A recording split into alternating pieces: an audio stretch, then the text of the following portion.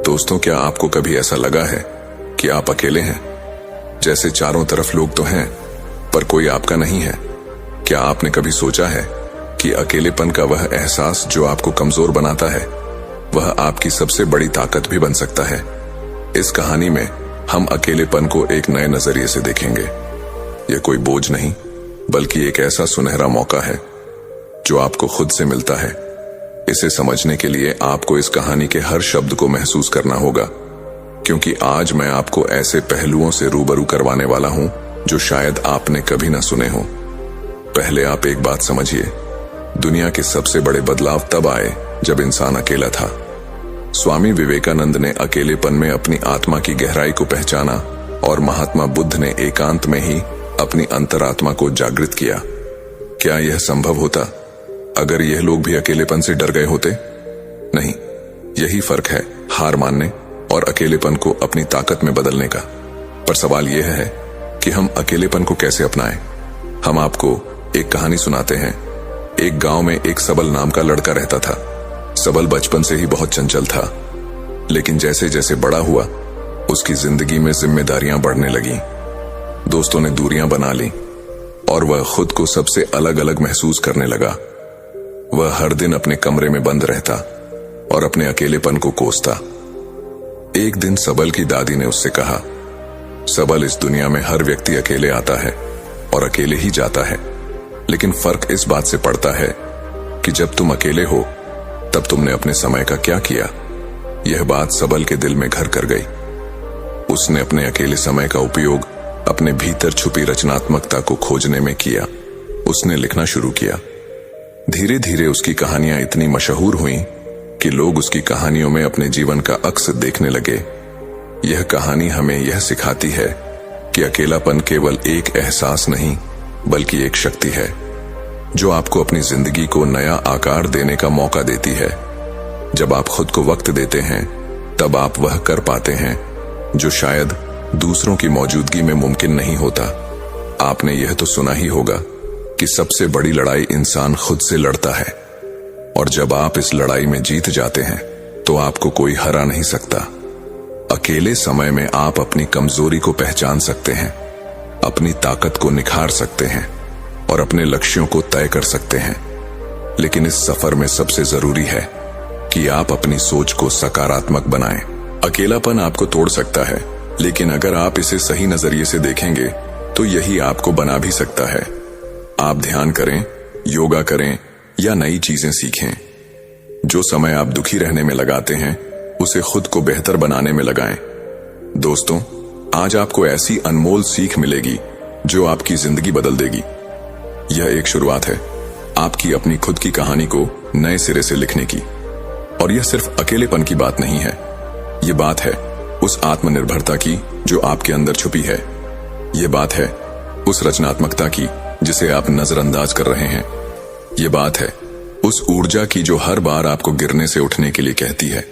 इस कहानी के अंत में आपको महसूस होगा कि आप अकेले नहीं हैं। आपका अकेलापन आपका सबसे अच्छा साथी है। और अगले वीडियो में हम इस बात पर चर्चा करेंगे कि कैसे आप अपने अकेलेपन को और भी गहराई से समझ सकते हैं। तो याद रखिए, आप अकेले नहीं हैं। आपका अकेलापन ही आपकी असली ताकत है। इसे अपनाएं, इसे समझिए और इसे अपनी नई पहचान बनाने दीजिए। कहते हैं, अकेलेपन में ही इंसान अपनी सच्ची पहचान खोज पाता है। क्या आप मानेंगे कि कभी कभी ईश्वर हमें अकेला इसीलिए छोड़ता है ताकि हम खुद को समझ सके, खुद से जुड़ सके? आज मैं आपको एक ऐसी कहानी सुनाने जा रहा हूं जो आपके दिल को छू जाएगी और आपके जीवन में अकेलेपन के मायने ही बदल देगी। नमस्कार दोस्तों, ट्रू लाइन चैनल पर आपका स्वागत है। दोस्तों, हम आपके जीवन को एक नई दिशा देने का प्रयास कर रहे हैं। अगर आपको हमारा यह प्रयास अच्छा लगे तो कमेंट में नमो बुद्धाय अवश्य लिखे। तो कहानी शुरू करते हैं। ये कहानी है सबल की। सबल एक छोटे से कस्बे का लड़का था जो हर किसी की तरह एक सामान्य जिंदगी जी रहा था। उसका एक खुशहाल परिवार था, दोस्त थे और वह अपनी पढ़ाई में भी अच्छा था। लेकिन जैसे जैसे समय बीता, उसकी जिंदगी में बदलाव आने लगे। उसके पिता का तबादला दूसरे शहर में हो गया, दोस्त दूर होते चले गए और अपना परिवार भी धीरे धीरे अपनी व्यस्तता में खोने लगा। सबल, जो कभी लोगों से घिरा रहता था, अब अकेलेपन की चुप्पी से जूझ रहा था। सबल को यह समझ नहीं आ रहा था कि यह सब क्यों हो रहा है।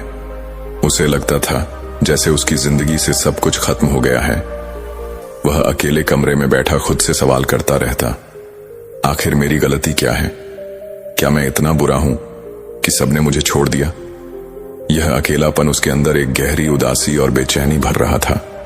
एक दिन जब वह पार्क में बैठा था तो उसने देखा कि एक छोटी सी चिड़िया अपने घोंसले में अकेली बैठी है, लेकिन वह उदास नहीं थी। वह बार बार उड़ान भरती, पेड़ की डालियों से तिनके लाती और अपने घोंसले को मजबूत बनाती।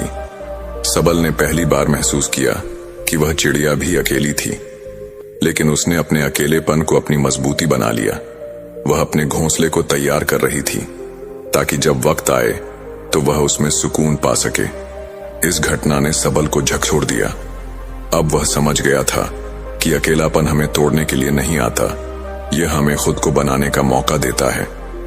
उसी दिन से सबल ने ठान लिया कि वह अपने अकेलेपन को अपनी कमजोरी नहीं, अपनी ताकत बनाएगा। उसने पढ़ाई पर ध्यान देना शुरू किया, नई नई किताबें पढ़ने लगा और धीरे धीरे उसकी जिंदगी में बदलाव आने लगा। लेकिन कहानी यहीं खत्म नहीं होती। सबल ने जो अकेलेपन में सीखा वह हर किसी के लिए एक सबक है। उसने महसूस किया कि अकेलापन एक खाली कागज की तरह है जिस पर आप अपनी जिंदगी के रंग भर सकते हैं। उसने यह भी समझा कि अकेला समय वह खजाना है जिसमें आप अपनी आत्मा की आवाज सुन सकते हैं। एक दिन जब सबल ने एक बड़ी प्रतियोगिता में भाग लिया तो उसने अपनी तैयारियों से सभी को चौंका दिया। उसे पुरस्कार मिला, लेकिन उससे बड़ी चीज जो उसने हासिल की वह थी खुद पर विश्वास। जब लोगों ने उससे पूछा कि उसने इतनी तैयारी अकेले कैसे की, तो वह मुस्कुराकर बोला, मेरा अकेलापन ही मेरा सबसे अच्छा साथी है। उसने मुझे खुद से मिलवाया और अपनी असली ताकत का एहसास करवाया। सबल की कहानी हमें यह सिखाती है कि अकेलापन सिर्फ एक एहसास नहीं बल्कि एक ताकत है। यह हमें हमारी कमजोरियों से लड़ने और खुद को एक नई दिशा देने का मौका देता है। तो आप भी सोचिए, क्या आप अपने अकेलेपन को एक नया मोड़ दे सकते हैं? क्या आप इसे अपनी रचनात्मकता और आत्मनिर्भरता की ओर ले जा सकते हैं?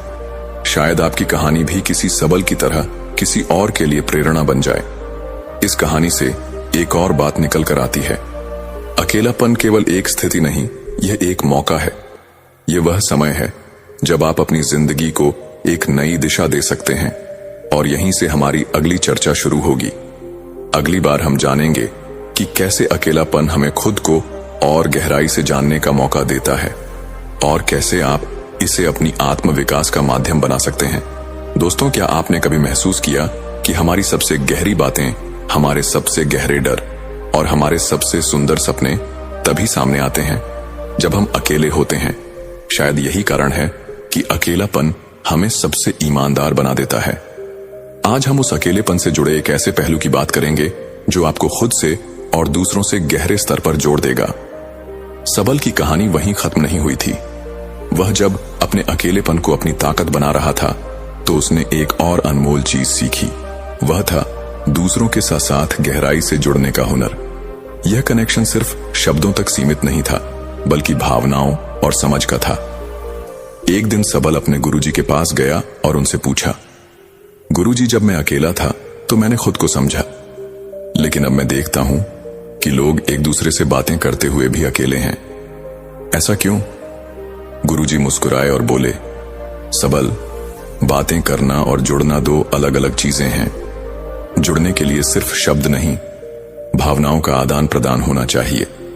और यह तब होता है जब हम सच में सुनने की कला सीखते हैं। सबल ने उनकी बात पर विचार किया। उसने महसूस किया कि हम अक्सर दूसरों को सुनने के लिए नहीं बल्कि जवाब देने के लिए सुनते हैं। यही कारण है कि हमारे संवाद गहरे नहीं होते।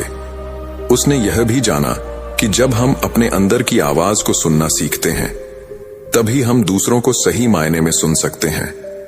एक दिन सबल ने इस सीख को आजमाने का फैसला किया। सबल ने अपने एक दोस्त मानव के साथ समय बिताया जो हमेशा चुप चुप सा रहता था।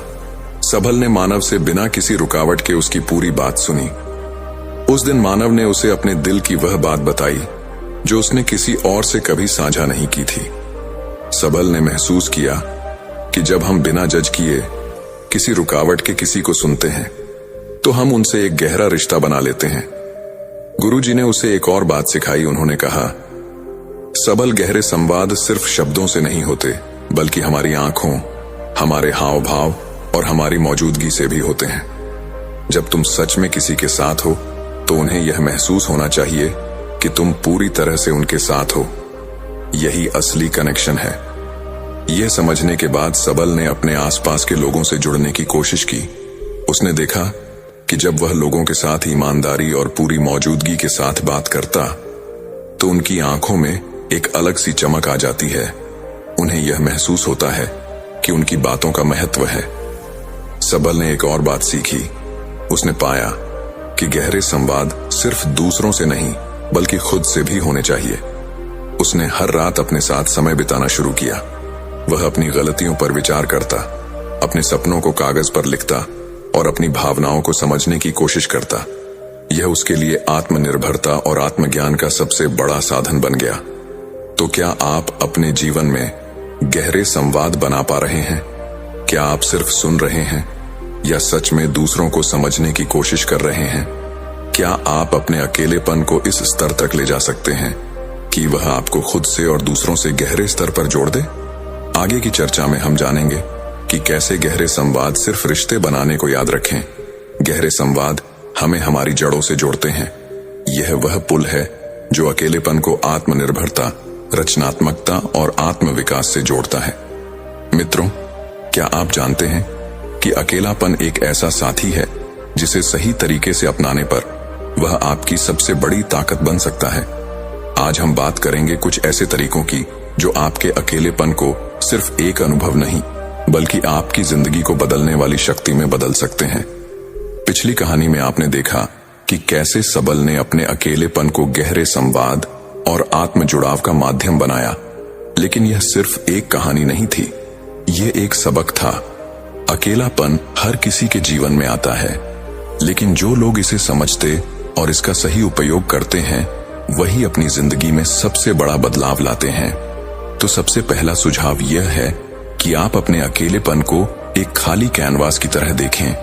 जब आपके पास समय और स्थान हो तो खुद से यह पूछें कि आप अपनी जिंदगी में क्या जोड़ना चाहते हैं। अपने सपनों और लक्ष्यों के बारे में सोचें। अगर आप हमेशा से पेंटिंग करना चाहते थे तो यह सही समय है। अगर आपको संगीत से प्यार है तो इसे अपना साथी बनाइए। अकेलापन आपको वह अवसर देता है जो भीड़ में खो जाता है।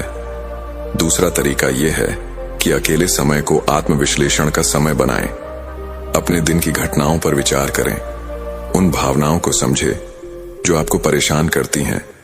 एक डायरी ले और उसमें अपने विचार लिखें।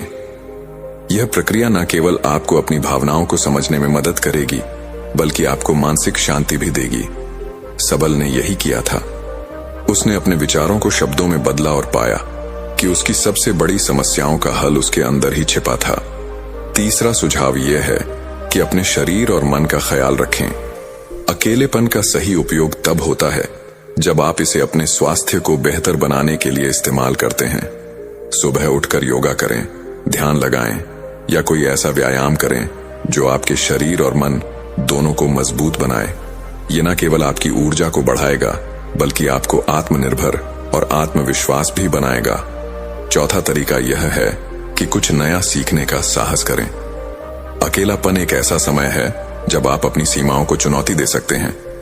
आप ऑनलाइन कोर्स कर सकते हैं, कोई नई भाषा सीख सकते हैं या किसी नई कला में महारत हासिल कर सकते हैं।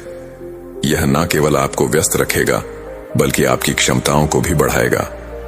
पांचवा और सबसे महत्वपूर्ण सुझाव यह है कि अपने अकेलेपन को दूसरों के जीवन में सकारात्मक बदलाव लाने का जरिया बनाएं। किसी जरूरतमंद की मदद करें, किसी को अपनी कहानी सुनाएं या किसी संगठन के साथ जुड़े। जब आप दूसरों के जीवन में बदलाव लाते हैं तो आपका अकेलापन खुद ब खुद चला जाता है। तो क्या आप अपने अकेलेपन को अपनी ताकत बनाने के लिए तैयार हैं? क्या आप इसे रचनात्मकता, आत्म जुड़ाव और आत्मनिर्भरता का माध्यम बना सकते हैं? इस सफर में आपके पास हर कदम पर अवसर है। अपने अकेलेपन को अपनाएं, उसे समझें और उसे अपनी सबसे बड़ी ताकत में बदल दें। और यहीं से हमारी अगली चर्चा शुरू होगी। कैसे हम अपने अकेलेपन को गहरे अर्थ और आत्मविकास का माध्यम बना सकते हैं। याद रखें, अकेलापन एक ताकत है, जिसे सही तरीके से इस्तेमाल किया जाए तो यह आपकी जिंदगी का सबसे बड़ा आशीर्वाद बन सकता है। अकेलापन एक अंधेरी गुफा की तरह हो सकता है, जहां पहले कदम पर डर का सामना करना पड़ता है, लेकिन जैसे जैसे आप उस गुफा के अंदर जाते हैं तो आपको पता चलता है कि उसमें अनगिनत खजाने छिपे हैं। ये खजाने हैं आपकी ताकत, आपकी रचनात्मकता और आपकी सच्ची पहचान। सबल की यात्रा ने हमें सिखाया कि अकेलापन कोई अभिशाप नहीं है। यह एक ऐसा साथी है जो हमें खुद से जोड़ता है और दूसरों से जुड़ने की ताकत भी देता है। जब आप अपने अंदर की आवाज को सुनने लगते हैं तो दुनिया की शोरगुल भरी आवाजें धुंधली पड़ने लगती हैं, और यही वह पल होता है जब आप अपने जीवन में एक गहरा बदलाव लाने के लिए तैयार होते हैं। गहरे संवाद सिर्फ दूसरों से नहीं बल्कि खुद से भी जरूरी है। जब आप अपने भीतर झांकते हैं और अपने डर, असुरक्षा और सपनों का सामना करते हैं तो आप एक नई रोशनी में खुद को देख पाते हैं, और यही रोशनी आपको दूसरों के साथ गहराई से जुड़ने की ताकत देती है। इस यात्रा में सबसे बड़ा सबक यह है कि जब आप अपने अकेलेपन को समझते हैं और उसे स्वीकार करते हैं तो आप दुनिया के हर अकेले इंसान से जुड़ जाते हैं, क्योंकि अकेलापन एक ऐसी भाषा है जिसे हर इंसान समझता है। और जब आप इस भाषा में दूसरों से बात करते हैं तो आप सिर्फ उनके दिल तक नहीं बल्कि उनकी आत्मा तक पहुंचते हैं। तो आज इस वीडियो का अंत हम एक ऐसे विचार के साथ करेंगे जो शायद आपके जीवन को बदल दें। अकेलापन कोई सजा नहीं बल्कि एक अवसर है। यह आपको खुद को खोजने, अपनी ताकत को पहचानने और दूसरों के साथ सच्चा कनेक्शन बनाने का मौका देता है। इसे अपनाएं, इसे समझिए और इसे अपनी सबसे बड़ी ताकत बनाइए। याद रखें, जब आप अपनी आत्मा के साथ जुड़ते हैं तभी आप दूसरों की आत्मा तक पहुंच सकते हैं, और यही जीवन का सबसे गहरा कनेक्शन है। अगली बार जब आप अकेले हो तो उसे एक मौका दीजिए। शायद वह आपके जीवन की सबसे खूबसूरत यात्रा की शुरुआत हो। हमें उम्मीद है आपको यह कहानी पसंद आई होगी। अपने सुझाव कमेंट बॉक्स में दीजिए और हमारे चैनल ट्रू लाइन को सब्सक्राइब करना ना भूलें। अगली कहानी शांत और अकेले रहो। तो शुरू करते हैं। एक इंसान को जीवन में बहुत धोखे मिलते हैं और ये धोखे उसको उसके अपने ही देते हैं। लेकिन मजे की बात तो ये है कि इंसान को इतने धोखे मिलने के बाद भी वो नए नए दोस्त, नए नए लोगों से हर रोज नए रिश्ते बनाता है, ये पता होते हुए कि पिछली बार उस रिश्ते का अंजाम क्या हुआ था। तो कहीं ना कहीं हमारे मन को यह बात पूरी तरह से समझ में नहीं आई है कि अकेले रहना क्या होता है। अकेले रहना कैसे सीखे? विज्ञान के विकास की वजह से जहां हमें नाना प्रकार की सुख सुविधाएं हासिल हुई हैं, वहीं दूसरी तरफ अगर आंखें खोलकर देखें तो विज्ञान ने हमारा एकांत हमसे छीन लिया है। इतने मनोरंजन पैदा कर दिए गए हैं कि इंसान खुद के साथ वक्त बिताना भूल ही गया है। जब भी उसको खाली वक्त मिलता है वह या तो अपना मोबाइल चलाने लगता है या किसी से बातें करने लगते हैं, और इसी वजह से इंसान अपने साथ रहने की कला भूल चुका है। अपने साथ, अपने अकेलेपन, अपने एकांत का आनंद कैसे लें, उसके साथ कैसे बने रहे, निरंतर इसका क्या फायदा होता है। आज हम इन सभी बातों पर एक बौद्ध कहानी सुनने वाले हैं। इस कहानी में आपको ये तो पता चलेगा ही कि अकेले खुश कैसे रहे, साथ ही आपको ये भी पता चलेगा कि अकेले रहने के और क्या क्या परिणाम होते हैं। इससे पहले कि आप इस कहानी में खो जाएं, इस चैनल को सब्सक्राइब जरूर कर लें। तो चलिए कहानी शुरू करते हैं। सेठ जनार्दन दिल का बहुत ही संवेदनशील व्यक्ति था। उसके पास किसी भी सुख सुविधा की कोई कमी नहीं थी।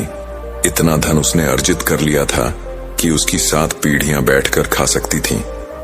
लेकिन जनार्दन को अपनी धन संपत्ति पर भी अहंकार नहीं था।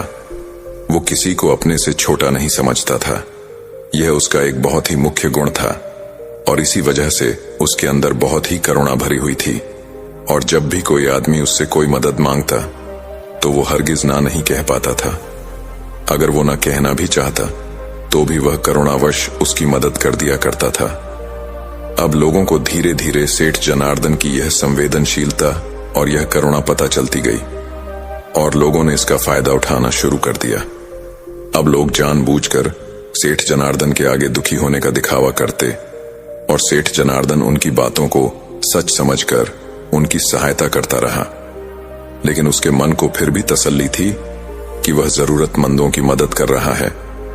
लेकिन एक दिन जब सेठ जनार्दन के दोस्तों ने उसे बताया कि लोग किस तरह उसका फायदा उठा रहे हैं और शहर में किस तरह उसका मजाक बनाया जा रहा है, तो सेठ जनार्दन के मन को बहुत ही गहरा आघात पहुंचा।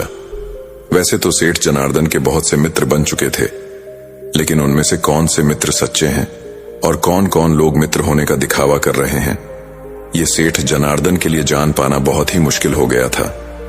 वो अक्सर लोगों की भीड़ भाड़ से घिरा रहता था। जब उसको अपने मित्रों और दूसरे लोगों की धोखाधड़ी का पता चला, तो सेठ जनार्दन ने निश्चय किया कि आज के बाद वह अकेला ही रहेगा। वो किसी से ज्यादा दोस्ती नहीं रखेगा और ज्यादातर समय अपने साथ ही बिताया करेगा। और इसीलिए अब बाहर के लोग सेठ जनार्दन की हवेली के दरवाजे के बाहर से ही लौटा दिए जाते। सेठ के दरबार किसी को भी सेठ जनार्दन के पास जाने की अनुमति नहीं देते थे। लेकिन कुछ समय अकेले रहने के बाद सेठ धर्म जनार्दन का मन ऊबने लगा। अब उसे किसी महफिल की जरूरत थी। उसे अपने वह दोस्त याद आने लगे जिनके साथ बैठकर वह जीवन के मजे लिया करता था। लेकिन तभी उसे यह भी याद आ जाता कि किस तरह उसके दोस्तों ने उसे बेवकूफ बनाया और करुणा का अभिनय करके उसका कितना सारा धन उससे ले लिया। इसीलिए वो चाहकर भी ऐसे दोस्तों की संगत नहीं चाहता था। लेकिन अब उसका मन अकेले में ऊबने लगा था। इसीलिए सेठ जनार्दन ने अपने दोस्तों से संपर्क न करके एक सत्संग में जाना शुरू कर दिया। उस सत्संग में ज्ञान की बातें हुआ करती थीं, ज्ञान के उपदेश हुआ करते थे और दूसरों के विचार भी सुने जाते थे। सेठ जनार्दन को वहां जाकर बहुत अच्छा लगा। उसे बहुत आनंद मिला और वो रोज नित्य रूप से उस सत्संग में जाने लगा और ज्ञान के उपदेश सुनने लगा। सत्संग में अक्सर जनार्दन अच्छे अच्छे वक्तव्य पेश करके अपने ज्ञान को भी जाहिर करता था। और यह बात किसी से छुपी हुई नहीं थी कि तर्क वितर्क में सेठ जनार्दन का कोई साही नहीं है। लेकिन फिर भी सेठ जनार्दन के मन में कोई भी आनंद की झलक नहीं थी। इतना ज्ञान होने के बाद भी वो अपने अंतर ज्ञान से एकदम अलग था। इतना बाहरी ज्ञान होने के बाद भी वो अपने अंतर ज्ञान से एकदम अछूत था और इसी वजह से उसके जीवन में आनंद की कोई झलक नहीं थी। अक्सर सत्संग के उपदेशों में ध्यान पर चर्चा हुआ करती थी। इस पर सेठ जनार्दन वक्तव्य तो बहुत पेश करते थे, लेकिन उन्होंने ध्यान की तरफ अपना पहला कदम भी नहीं उठाया था। आपको चाहे सेब की सारी खूबी पता हो, सेब दिखने में ऐसा होता है, सेब का स्वाद वैसा होता है, सेब से यह फायदे होते हैं, लेकिन जब तक आप सेब को खाएंगे नहीं तब तक स्वाद नहीं पता चलेगा। यही बात सेठ जनार्दन पर भी लागू होती थी। वैसे तो उन्हें पूरा ज्ञान था, लेकिन उन्होंने ध्यान का रस, एकांत का रस, अकेलेपन का रस अभी तक चखा ही नहीं था। एक दिन उस सत्संग में एक बौद्ध गुरु पहुंचे।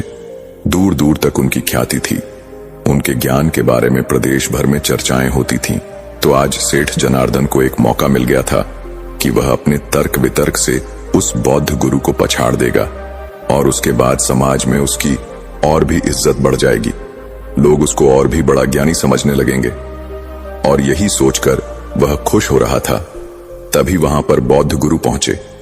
बौद्ध गुरु शांत भाव से चलते हुए अपने आसन पर जाकर बैठ गए। सेठ जनार्दन सभी के तर्कों को काटकर अपना तर्क सबसे ऊपर रखते गए। उन्होंने सोचा कि एक बार यह बौद्ध गुरु तर्क वितर्क पर उतर आए, फिर देखो मैं इनके तर्कों को कैसे काटता हूं। तर्क वितर्क होते रहे, पर उसे बौद्ध गुरु ने कुछ नहीं बोला। वो बस शांत भाव से मुस्कुरा रहे थे। आखिर में जब सत्संग खत्म हुआ तो सेठ जनार्दन से रहा नहीं गया और आखिर में उन्होंने बौद्ध गुरु से पूछ ही लिया, कंपोनेंट प्लेसमेंट, कि मैंने आपके ज्ञान की चर्चा बहुत सुनी है, लेकिन आप तो सभा में कुछ बोले ही नहीं, आप तो एकदम मौन बैठे रहे। ये सुनकर बौद्ध गुरु ने मुस्कुराते हुए कहा कि आखिर में सारे ज्ञान को भूल जाना होता है। मुझे आपके तर्क वितर्क पे कोई विवाद नहीं है।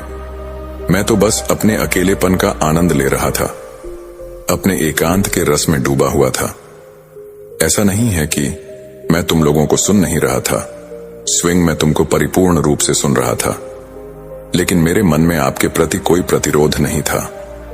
मैं जानता हूं कि शुरुआत में आदमी ज्ञान इकट्ठा करता है, लेकिन अगर वो ज्ञानी होने की भूल में पड़ जाएगा, अगर वो ये सोचेगा कि मैं तो ज्ञानी हो चुका हूं, तो वो सबसे बड़ा अज्ञानी ही रह जाएगा। सबसे बड़ा ज्ञान है अपने ज्ञान को गिरा देना, अपने आप को ये एहसास कराना कि मैं अज्ञानी हूं, और इस कारण आपका अहंकार, आपका घमंड टूटता चला जाता है और आपका सीखा हुआ ज्ञान आपके अनुभव के तौर पर उतरने लगता है।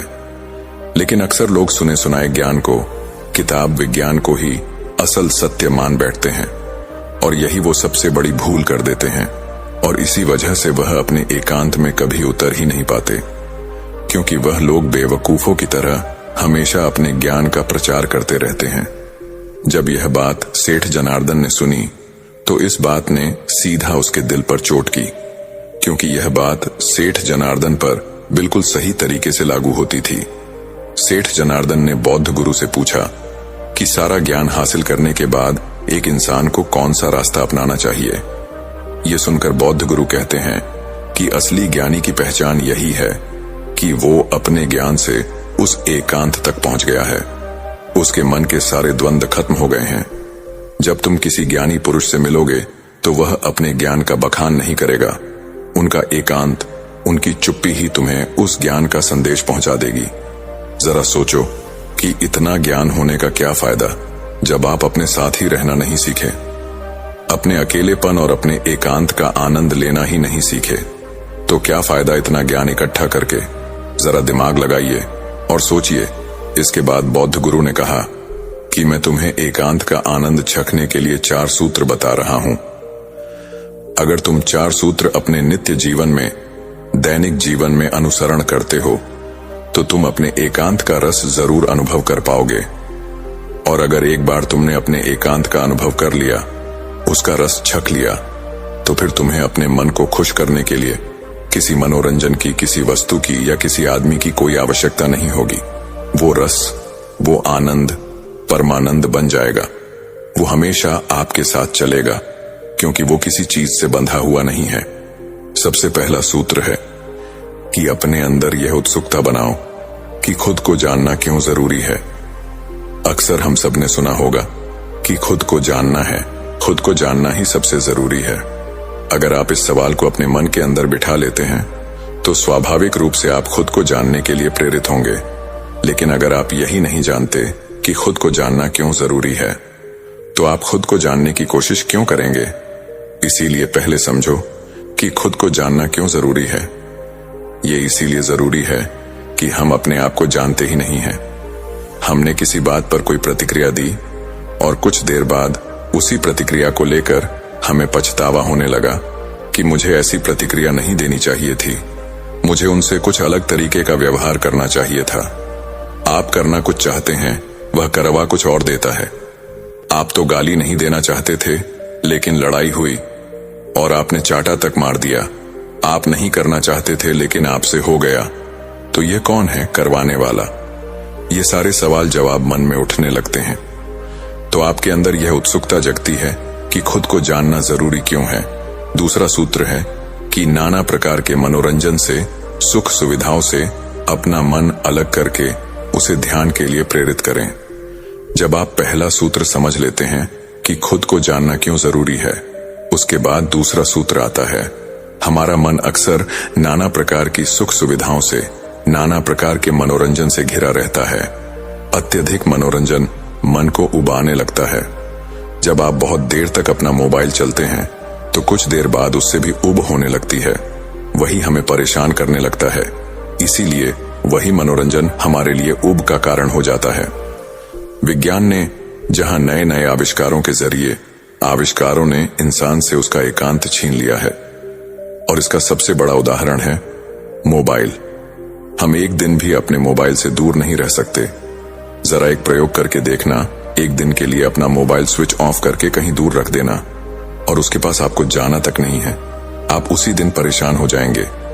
आपको समझ नहीं आएगा कि आप क्या करें, आप अपना समय कैसे व्यतीत करें, कैसे बिताएं।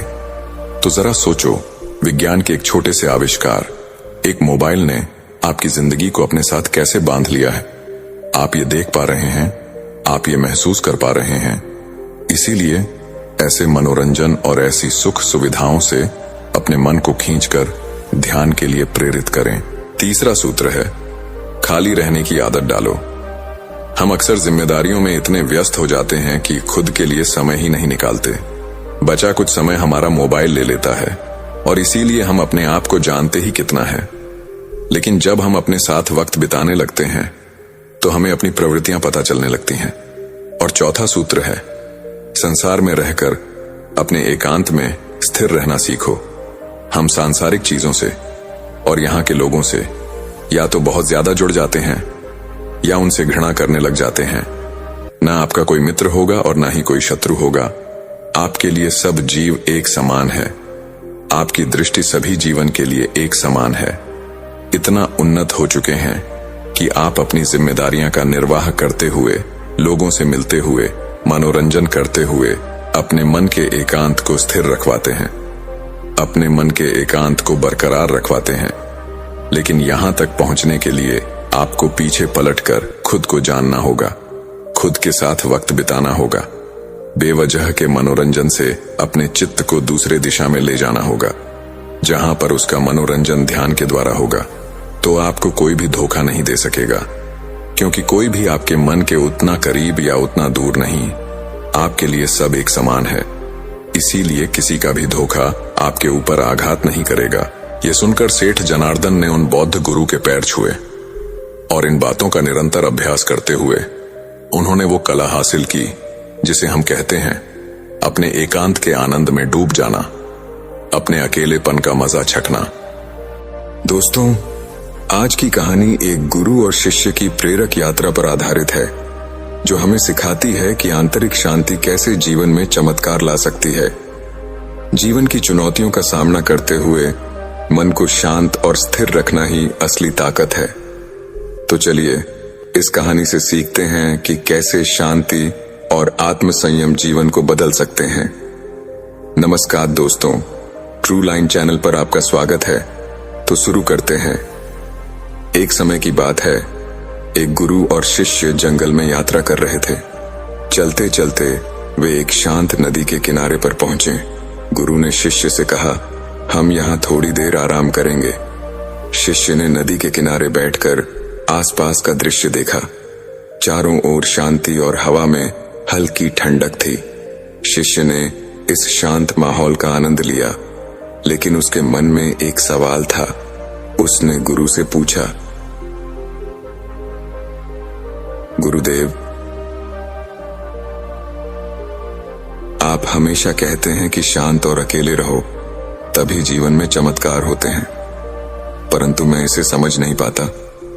गुरु ने मुस्कुराते हुए कहा, भंते, मैं तुम्हें एक छोटी सी शिक्षा देना चाहता हूं। उन्होंने शिष्य को नदी के पास ले जाकर कहा, इस पानी को ध्यान से देखो, क्या तुम इसमें अपनी परछाई देख पा रहे हो? शिष्य ने जवाब दिया, नहीं गुरुदेव, पानी में हलचल है, इसलिए मैं अपनी परछाई स्पष्ट रूप से नहीं देख पा रहा। गुरु ने कहा, ठीक है, अब कुछ देर शांत रहो और इंतजार करो। शिष्य ने गुरु की बात मानी और बिना कुछ बोले वहां बैठा रहा। थोड़ी देर बाद नदी का पानी स्थिर हो गया और शिष्य ने अपनी परछाई स्पष्ट रूप से पानी में देखी। गुरु ने कहा, जैसे इस पानी को शांत होने पर तुम्हें अपनी परछाई दिखाई दी, वैसे ही जब तुम अपने मन और जीवन में शांति लाओगे, तब जीवन के असली चमत्कार और सच्चाइयां तुम्हारे सामने स्पष्ट रूप से प्रकट होगी। जब तक मन में हलचल और बेचैनी रहती है, तब तक हम सच्चाई और जीवन के चमत्कारों को देख नहीं पाते। गुरु की बात सुनने के बाद शिष्य और गहरे चिंतन में चला गया। वह समझ गया कि जीवन की असली सुंदरता और सच्चाई तभी सामने आती है जब मन शांत होता है। लेकिन उसने गुरु से एक और सवाल किया, गुरुदेव, अकेले रहने से क्या तात्पर्य है? क्या हमें दुनिया से अलग होकर अकेले जीवन जीना चाहिए? गुरु ने फिर से मुस्कुराते हुए कहा, अकेलापन बाहर का नहीं, भीतर का होता है। इसका मतलब यह नहीं है कि तुम समाज या अपने कर्तव्यों से दूर भागो। इसका अर्थ है कि तुम अपनी आत्मा के साथ जुड़ जाओ, अपने भीतर की शांति को खोजो। जब तुम भीतर से शांत होते हो, तब भले ही तुम लोगों के बीच हो, पर तुम्हारा मन एकांत में होता है। यह आंतरिक एकांत ही तुम्हें चमत्कारों का अनुभव कराता है। गुरु ने आगे समझाया, जो व्यक्ति अपने भीतर की शांति पाता है, वह अपने आसपास की दुनिया से प्रभावित नहीं होता। वह न तो बाहरी समस्याओं से विचलित होता है, न ही उसे दुनिया की चकाचौंध या मोह भटकाते हैं। ऐसा व्यक्ति जीवन के हर पल में, हर स्थिति में चमत्कार देखता है, क्योंकि उसकी दृष्टि साफ हो जाती है। शिष्य ने यह सुना और मन ही मन संकल्प किया कि वह अपने भीतर की शांति खोजेगा और अपने जीवन में इस शिक्षा का पालन करेगा। धीरे धीरे उसने ध्यान और आत्मचिंतन की आदत डाल ली। समय के साथ उसने महसूस किया कि वह अधिक संतुलित, खुशहाल और समझदार हो गया है। जीवन की चुनौतियां अब उसे परेशान नहीं करती, क्योंकि वह जान चुका था कि असली शक्ति और चमत्कार उसके भीतर ही है। शिष्य ने गुरु की यह शिक्षा मन में बिठा ली, लेकिन उसकी जिज्ञासा अब और बढ़ गई थी। उसने गुरु से फिर पूछा, गुरुदेव, आपने कहा कि शांत और एकांत में रहने से चमत्कार होते हैं, लेकिन क्या हम इसे हर स्थिति में लागू कर सकते हैं? जब जीवन में कठिनाइयां आती हैं, तब शांति बनाए रखना कितना कठिन हो जाता है। गुरु ने शिष्य की ओर गहरी दृष्टि से देखा और एक पेड़ की ओर इशारा करते हुए कहा, उस पेड़ को देखो, तेज हवाएं आती हैं, बाढ़ आती हैं और कभी कभी सूखा भी पड़ता है, लेकिन वह हमेशा खड़ा रहता है। यह पेड़ शांत और स्थिर रहता है, क्योंकि उसकी जड़ें धरती में गहरी जमी होती हैं। इसी तरह अगर तुम्हारी जड़ें यानी तुम्हारा मन भीतर की शांति से जुड़ा हो, तो जीवन की कोई भी परिस्थिति तुम्हें हिला नहीं सकती। गुरु ने फिर एक और उदाहरण दिया। मान लो कि तुम्हारे सामने एक बवंडर आ रहा है। अगर तुम उस बवंडर के बीच में चले जाओ, तो तुम देखोगे कि वहां एकदम शांति होती है, क्योंकि बवंडर के केंद्र में कोई हलचल नहीं होती। उसी तरह जीवन के तूफानों के बीच अगर तुम अपने भीतर के केंद्र को पकड़ लो, तो तुम उस शांति का अनुभव कर सकते हो, चाहे बाहर की परिस्थिति कैसे भी हो। शिष्य ने यह बात गहराई से समझी। उसने महसूस किया कि शांति बाहर के हालात से नहीं आती, बल्कि वह एक आंतरिक अवस्था है, जिसे हमें कठिनाइयों के बीच भी बनाए रखना होता है। जीवन में कितनी भी चुनौतियां आएं, अगर मन शांत है तो हम सही निर्णय ले सकते हैं और चमत्कारों का अनुभव कर सकते हैं। शिष्य ने देखा कि गांव में सभी लोग परेशान और दुखी थे। उसने गुरु से कहा, गुरुदेव, इन लोगों की हालत बहुत खराब है, क्या हम उनकी मदद कर सकते हैं? गुरु ने मुस्कुराते हुए कहा, बिल्कुल, लेकिन याद रखना, मदद करने का सही तरीका यह है कि हम उन्हें अपनी आंतरिक शांति का अनुभव कराएं, इससे वे भी अपने जीवन में चमत्कार देख सकें। गुरु ने शिष्य को सलाह दी कि वह गांव वालों से बातचीत करे और उनकी समस्याओं को समझे। शिष्य ने गांव वालों से बात की और उनकी कठिनाइयों को सुना। उन्होंने बताया कि वे संघर्ष कर रहे हैं, लेकिन किसी को भी अपनी समस्याओं का समाधान नहीं मिल रहा। गुरु ने शिष्य से कहा, अब तुम उन्हें एक छोटी सी साधना सिखाओ, जिससे वे अपनी आंतरिक शांति को खोज सके। शिष्य ने गांव वालों को इकट्ठा किया और उन्हें गुरु द्वारा सिखाई गई ध्यान की विधि समझाई। शिष्य ने उन्हें शांत बैठने, अपनी सांसों पर ध्यान केंद्रित करने और अपने मन में सकारात्मक विचार लाने के लिए प्रेरित किया। शुरुआत में गांव वालों को कठिनाई हुई, लेकिन धीरे धीरे वे इस साधना में लिप्त होने लगे। कुछ दिनों के बाद गांव में परिवर्तन दिखाई देने लगा। लोग धीरे धीरे शांति और सुकून का अनुभव करने लगे। गांव वालों ने अपनी समस्या का समाधान पाने के लिए नई ऊर्जा पाई। जो लोग पहले दुखी थे, वे अब एक दूसरे की मदद करने लगे और मिलकर समस्याओं का समाधान खोजने लगे। गुरु ने यह सब देखकर शिष्य से कहा, भंते, जब लोगों के मन में शांति होती है, तब वे अपनी समस्याओं को हल करने में सक्षम होते हैं। यह साधना न केवल उनकी आंतरिक दुनिया को बदलता है बल्कि बाहरी परिस्थितियों को भी बदलती है। शिष्य ने देखा कि गांव के लोग अब पहले से अधिक खुशहाल हो सकारात्मक बन चुके थे। उन्होंने समझा कि सच्चा चमत्कार तब होता है जब हम अपनी आंतरिक शांति को खोजते हैं और उसे दूसरों के साथ साझा करते हैं। इस अनुभव ने शिष्य को और भी अधिक प्रेरित किया और शिष्य ने ठान लिया कि वह अपने जीवन में इस ज्ञान का और भी अधिक प्रसार करेगा। गुरु ने अंत में कहा, याद रखना, आंतरिक शांति ही सच्चे परिवर्तन की कुंजी है।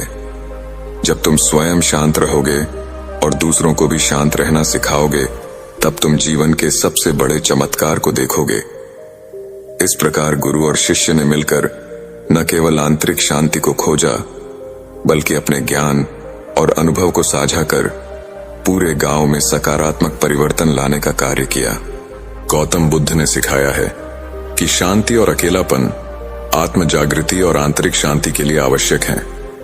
जब आप शांत और स्थिर रहते हैं तो आपकी उपस्थिति में एक सकारात्मक ऊर्जा फैलती है जो दूसरों को आपकी ओर आकर्षित करती है। बुद्ध का यह संदेश भी है कि एक अकेलापन डर नहीं, शक्ति है। यह आत्मनिरीक्षण और आत्म जागृति का समय है। जब आप शांत होते हैं तो आपका मन साफ और विचार गहरे होते हैं। आकर्षण का नियम आपकी शांति को दूसरों से प्रेरित करती है और वह आपसे जुड़ने की इच्छा रखते हैं। शांति का अभ्यास करना आपको न केवल दूसरों के करीब लाता है बल्कि स्वयं से भी जोड़ता है। गौतम बुद्ध ने अपने उपदेशों में शांति और आत्म संयम को जीवन का केंद्र बिंदु माना है। उन्होंने सिखाया कि बाहरी दुनिया में सुख और शांति की तलाश करने के बजाय उसे अपने भीतर खोजा जाना चाहिए। आइए उनकी शिक्षाओं पर और गहराई से विचार करें। बुद्ध ने पहला नियम बताया है कि जब आप शांत होते हैं तो आपकी ऊर्जा दूसरों को प्रभावित करती है। लोग आपको अधिक समझने की कोशिश करते हैं और आपके विचारों में रुचि लेते हैं। बुद्ध ने कहा, जैसे ठंडा जल आग को शांत करता है, वैसे ही शांत मन क्रोध और अशांत मन को समाप्त करता है। दूसरा नियम है अकेलेपन का महत्व। अकेलापन आत्मनिरीक्षण का सबसे बड़ा साधन है। बुद्ध के अनुसार जो अकेला चलता है वह स्वतंत्र रहता है और वह अपने मार्ग को स्पष्ट रूप से देखता है। यह समय आत्मचिंतन और ध्यान का होता है, जिससे आप अपनी कमजोरियों और शक्तियों को समझ सकते हैं। तीसरा नियम है बोलने से अधिक सुनने का महत्व। जितना अधिक आप शांत रहेंगे उतनी ही गहराई से आप दूसरों को सुन पाएंगे। बुद्ध के अनुसार कि सच्चा ज्ञानी वही है जो बहुत कम बोलता है और अधिक सुनता है। जब आप कम बोलते हैं तो आपके शब्द अधिक प्रभावशाली और मूल्यवान बन जाते हैं। चौथा नियम है आंतरिक शांति का प्रसार। जब आप शांत और आत्मसंतुष्ट होते हैं तो यह शांति स्वाभाविक रूप से दूसरों तक पहुंचती है। बुद्ध ने यह भी कहा कि एक दीपक से हजारों दीपक जलाए जा सकते हैं, फिर भी उस दीपक की रोशनी कम नहीं होती। पांचवा नियम है क्रोध और अशांति का अंत। शांत रहना क्रोध और अशांति को समाप्त करने का सबसे बड़ा साधन है। बुद्ध ने बताया, क्रोध को प्रेम से और अशांति को धैर्य से समाप्त किया जा सकता है। गौतम बुद्ध का संदेश आज भी हमें सिखाता है कि जीवन की दौड़ में हम भीतर की शांति को ना भूलें। शांति और संयम केवल आपके जीवन को बेहतर नहीं बनाती, बल्कि दूसरों के साथ आपके संबंधों को भी मधुर बनाते हैं। गौतम बुद्ध की शिक्षाएं इतनी गहन और विस्तृत हैं कि उनमें से हर एक पहलू जीवन को बदलने की शक्ति रखता है। उनकी शांति और अकेलेपन पर आधारित विचार हमें न केवल आत्मिक विकास के लिए प्रेरित करते हैं, बल्कि यह भी सिखाते हैं कि बाहरी दुनिया के संघर्षों से कैसे निपटा जाए। आइए इसे और गहराई से समझते हैं। छठा नियम है ध्यान और मन की स्थिरता।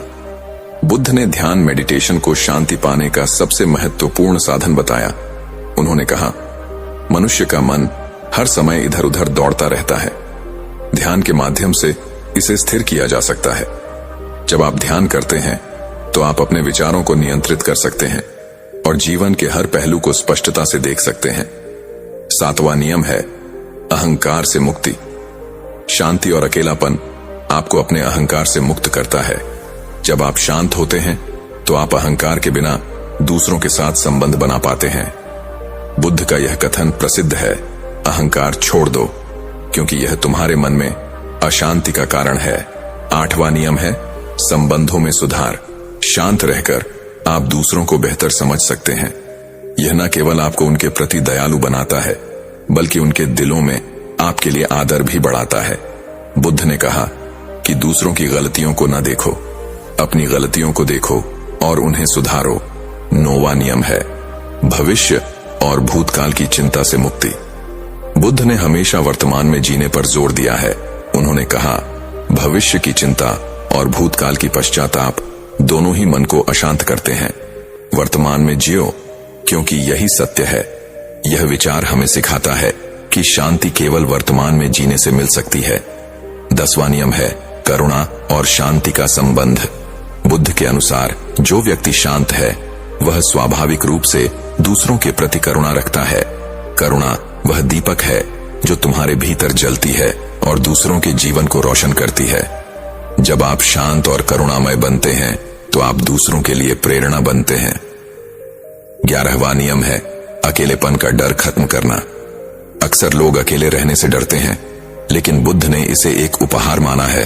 उन्होंने कहा अकेलापन कोई शाप नहीं है, यह उस अमूल्य समय का प्रतीक है जब आप अपने आप से जुड़ सकते हैं।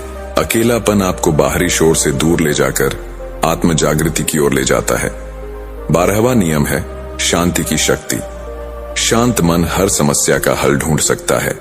बुद्ध ने कहा तूफान के बाद भी समुद्र शांत रहता है। तुम भी अपने जीवन में उसी समुद्र की तरह स्थिर और शांत रहो। यह सिखाता है कि चाहे परिस्थितियां कितनी भी कठिन हो, शांति बनाए रखना ही आपकी सबसे बड़ी ताकत है। गौतम बुद्ध का जीवन और उनकी शिक्षाएं हमें यह एहसास कराती हैं कि जीवन की असली सुंदरता और सच्चा आनंद भीतर की शांति में है। यह शांति ध्यान, धैर्य, करुणा और आत्मनिरीक्षण से प्राप्त होती है। जो इस मार्ग पर चलता है वह न केवल अपने जीवन को बल्कि दूसरों के जीवन को भी सकारात्मक रूप से प्रभावित करता है। गौतम बुद्ध की शिक्षाएं असीमित हैं और उनकी गहराई से हम जीवन के हर पहलू को बेहतर समझ सकते हैं। उनका संदेश शांति, कुलाष्टि करुणा और आत्म जागृति के माध्यम से मानव जीवन को सरल और सार्थक बनाने का है। आइए और पहलुओं पर विचार करें। 13वां नियम है संतोष का महत्व। बुद्ध ने सिखाया कि संतोष सबसे बड़ा धन है। जब आप शांति से संतुष्ट रहते हैं और जो आपके पास है उसमें संतोष करते हैं तो बाहरी चीजों की चाहत अपने आप कम हो जाती है। संतोष आत्मा को शांति देता है। 14वां नियम है शब्दों की शक्ति। बुद्ध का मानना था कि शांत व्यक्ति के शब्द गहराई और प्रभाव रखते हैं। उन्होंने कहा एक शांत और सच्चे शब्द का प्रभाव 1000 व्यर्थ शब्दों से अधिक होता है। यह हमें सिखाता है कि अपने शब्दों का चयन ध्यान से करें और अनावश्यक बातों से बचें। 15वां नियम है अनासक्ति का अभ्यास। जीवन में शांति बनाए रखने के लिए अनासक्ति अटैचमेंट से मुक्त रहना आवश्यक है। बुद्ध ने कहा जितना तुम चीजों और लोगों से जुड़े रहोगे उतना ही तुम्हारा दुख बढ़ेगा। अनासक्ति का मतलब यह नहीं कि प्रेम ना करें, बल्कि यह कि प्रेम में स्वार्थ और अधिकार की भावना ना हो। 16वां नियम ही धैर्य और सहनशीलता। बुद्ध ने धैर्य को शांति की कुंजी माना है। उन्होंने कहा गुस्सा और अधीरता आग की तरह है, यह केवल तुम्हें जलाएंगे। धैर्य और सहनशीलता तुम्हारे जीवन को शीतल बनाएंगे। जीवन में चाहे कितनी भी कठिन परिस्थितियां आए, शांत और धैर्यवान रहना ही समाधान है। 17वां नियम है करुणा से क्रोध पर विजय। बुद्ध का एक और महत्वपूर्ण उपदेश है क्रोध पर करुणा से विजय पाओ, बुराई पर अच्छाई से विजय पाओ। जब आप शांत रहते हैं और दूसरों के प्रति करुणा रखते हैं तो आप स्वाभाविक रूप से अपने क्रोध और घृणा पर विजय पा लेते हैं। 18वां नियम है साधारण जीवन का महत्व। बुद्ध ने कहा एक साधारण जीवन जियो ताकि तुम्हारे विचार और मन शांत रहे। भौतिक वस्तुओं की लालसा और दिखावे का पीछा करने से शांति भंग होती है। साधारण जीवन में संतोष और आत्म सुख मिलता है। 19वां नियम है दुख के मूल कारण का अंत। बुद्ध ने 4 आर्य सत्य बताए जिनमें उन्होंने दुख और उसके कारण को समझने की शिक्षा दी। दुख का कारण हमारी इच्छाएं और तृष्णा है। उन्होंने सिखाया इच्छाओं को त्याग कर और मध्यम मार्ग अपनाकर शांति और मुक्ति प्राप्त की जा सकती है। 20वां नियम है मध्यम मार्ग का अनुसरण। बुद्ध ने ना तो अधिक कठोर जीवन जीने की सलाह दी और न ही अत्यधिक सुख भोगने की। उन्होंने मध्यम मार्ग का अनुसरण करने की शिक्षा दी। जीवन में संतुलन बनाए रखो, यही तुम्हें शांति की ओर ले जाएगा। 21वां नियम है आत्म जागृति और निर्वाण। बुद्ध ने कहा कि आत्म जागृति सेल्फ अवेयरनेस ही मुक्ति का मार्ग है। उन्होंने सिखाया कि जब आप अपने भीतर की अशांति और अज्ञानता को पहचानते हैं, तभी आप निर्वाण आंतरिक शांति और मुक्ति को प्राप्त कर सकते हैं। 22वां नियम है दूसरों की सहायता का महत्व। बुद्ध का मानना था कि दूसरों की सहायता करना और उनके जीवन में शांति लाना भी आत्मिक विकास का हिस्सा है। उन्होंने कहा, दूसरों को सहारा देने से तुम्हारी आत्मा मजबूत होती है और तुम्हारे भीतर की शांति बढ़ती है। 23वां नियम है कर्म का सिद्धांत। बुद्ध ने कर्म के सिद्धांत को समझाया, जो तुम बोओगे वही तुम काटोगे। यदि तुम शांति और प्रेम बोवोगे तो तुम्हें वही मिलेगा। इसका अर्थ है कि शांत और सकारात्मक कर्म जीवन को सरल और आनंदमय बनाते हैं।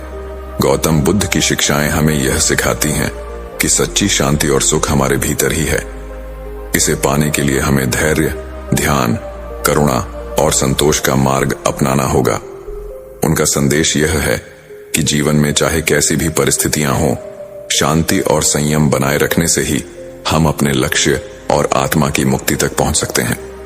गौतम बुद्ध की शिक्षाओं का विस्तार अनंत है और हर पहल में मानव जीवन को संवारने और आत्मिक शांति पाने का संदेश छिपा है। उनकी बातें समय, स्थान और परिस्थितियों से परे हैं। आइए उनकी शिक्षाओं में और गहराई तक जाएं। 24वां नियम है स्वयं पर भरोसा रखना। बुद्ध ने कहा, अपने दीपक स्वयं बनो। इसका अर्थ है कि किसी और पर पूरी तरह निर्भर न रहे। अपने भीतर ज्ञान और समझ का दीप जलाए और सही मार्ग पर चले। जब आप आत्मनिर्भर बनते हैं तो जीवन में शांति और आत्मविश्वास अपने आप बढ़ता है। 25वां नियम है सही दृष्टिकोण अपनाना। बुद्ध ने सही दृष्टिकोण, राइट व्यू पर बल दिया है। उन्होंने कहा, दुनिया को जैसे वह है वैसे ही देखो, ना कि जैसे तुम उसे देखना चाहते हो। यह सिखाता है कि सत्य को स्वीकार करना और पूर्वाग्रहों से मुक्त रहना ही शांति का मार्ग है। 26वां नियम है अतीत से मुक्ति। बुद्ध ने सिखाया कि अतीत की यादों और पछतावों को छोड़ देना चाहिए।